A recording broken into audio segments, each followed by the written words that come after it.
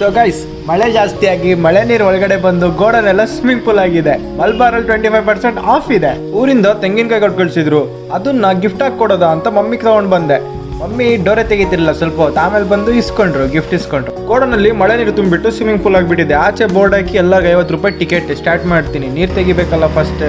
ಈ ಮೋಟ್ರ್ ಚಿಕ್ಕದು ಬೇಡ ಅಂತ ದೊಡ್ಡದು ಹಾಕಿದ್ದು. ದೊಡ್ಡದು ಏನು ವರ್ಕ್ ಆಗ್ತಿಲ್ಲ. ಸ್ವಲ್ಪ ಹೊತ್ತು ನೋಡ್ತಾ ಅದು ನೀರು ಎಳಿತಾನೆ ಇಲ್ಲ. ಏನಿದು ಬುಡ್ಡ ಆಗ್ಬಿಟ್ಟಿದೆ ಮಿಷಿನ್ ಅಂತ ಯೋಚನೆ ಮಾಡಿದ್ದು, ಆದ್ರೂ ನಡಿಲಿಲ್ಲ. ಬುಷ್ ಗಿಶ್ ಎಲ್ಲ ತಂದಾಗದೆ ವರ್ಕೇ ಆಗ್ತಿಲ್ಲ. ಅದು ಇದು ಅಂತ ಏನೇನೋ ಮಾಡಿದ್ದು, ಆಗಿಲ್ಲ. ನೋಡಿ, ಹನಿ ನೀರಾವರಿ ಎಲ್ಲೆಲ್ಲಿಂದ ನೀರು ಬರ್ತಿದೆ ಅಂತ ಗೊತ್ತಾಗ್ತಿಲ್ಲ. ಮನೆಯಲ್ಲಿ ಬಂಡೆ ಒಳಗಡೆಯಿಂದ ನೀರು.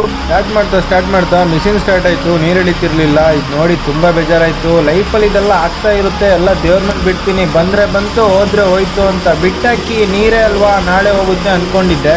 ನಾನು ಬೇಜಾರಾಗಿ 5 ನಿಮಿಷಕ್ಕೆ ನೀರು ಬಂತು. ಆಗ ಅನ್ಕೊಂಡೆ ದೇವರು ಚಿಕ್ಕಿ ಹೊಡೆದ ಎಲ್ಲ ಆಟ ಕೇಲ್ ಖತಮ್, ನಾಟಕ ಬಂದ್. ಓಕೆ, ನಾಳೆ ಸಿಗುವ, ಗುಡ್ ಬೈ.